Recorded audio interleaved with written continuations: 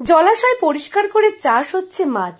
এর ফলে শোলা চাষের পর্যাপ্ত জলাভূমি হারিয়ে যাবার ফলে সরাসরি প্রভাব পড়েছে শোলার কাজের সঙ্গে যুক্ত শিল্পীদের ওপর। পর্যাপ্ত পরিমাণে শোলা না পাওয়ার জন্য বাইরের জেলা থেকে শোলা নিয়ে আসতে খরচ পড়ে যাচ্ছে বেশি। পাশাপাশি জিনিসের দাম বাড়লেও শোলা শিল্পীদের হাতের কাজের দাম কিন্তু বাড়েনি বললেই চলে। বিগত কয়েক বছর আগে যেই শোলার বোঝা 100 থেকে 150 টাকার মধ্যে পাওয়া যেত, বর্তমানে তা 400 থেকে 450 টাকা দিয়ে কিনতে হচ্ছে। সমস্যায় পড়েছে শোলা শিল্পীরা। আর মাত্র কটা দিন পরেই বাঙালির শ্রেষ্ঠ উৎসব দুর্গোৎসব। রীতিমতো উৎসবের আমেজ এখন সর্বদাই লক্ষ্য করা যাচ্ছে। মণ্ডপ থেকে প্রতিমা শিল্পী সবাই এখন চরমতম ব্যস্ততার মধ্যে দিন কাটাচ্ছেন, কিন্তু চোখে একরাশ কষ্ট আর দুঃখ নিয়ে দিন কাটাচ্ছেন শোলা শিল্পীরা। আমার কাজ হচ্ছে প্রায় 35 বছর হয়ে গেল। আগে আমরা যেভাবে চলছি এখন সেভাবে চলা যাচ্ছে না। সোলার অত্যাধিক দাম, জড়ি চুমকিতে দাম আছে, আঠার দাম আছে, ফেভিকলের দাম বেড়ে গেছে। হ্যাঁ, আমাদের আঠা ছাড়া তো কাজ হবে না।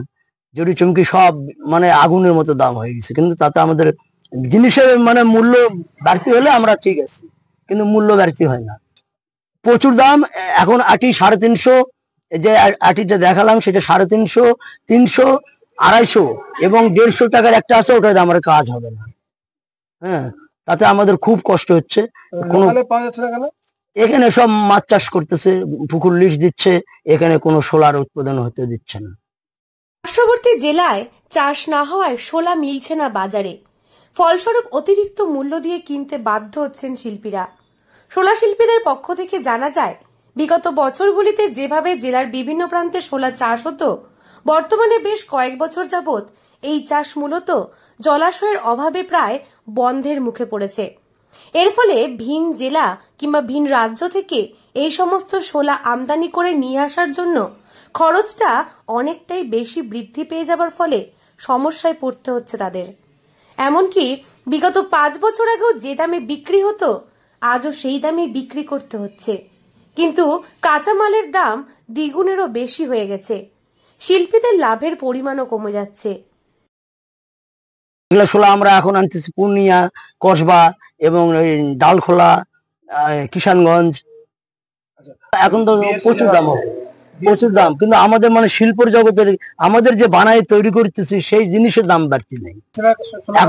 এখন শোলা খুব কমই হচ্ছে, থার্মোকলের গহনা তৈরি হচ্ছে। এই কাজ আস্তে আস্তে শোলা হারিয়ে যাবে, বছর 5-এর মধ্যে শোলাই থাকবে না।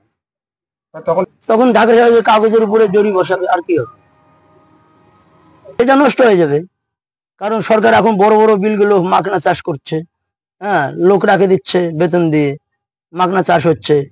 হ্যাঁ, তা আমাদের সোলার যদি না হয়, মাগনা চাষ করবে, তা আমরা সোলার পাবো কোথায়, কাজ করবো কি করে? পাশাপাশি দুর্মূল্যের বাজারে যেভাবে প্রচুর দাম উত্তরোত্তর বৃদ্ধি পাচ্ছে, এতে তাদের বানানো জিনিসের দাম খুব একটা বাড়েনি বললেই চলে।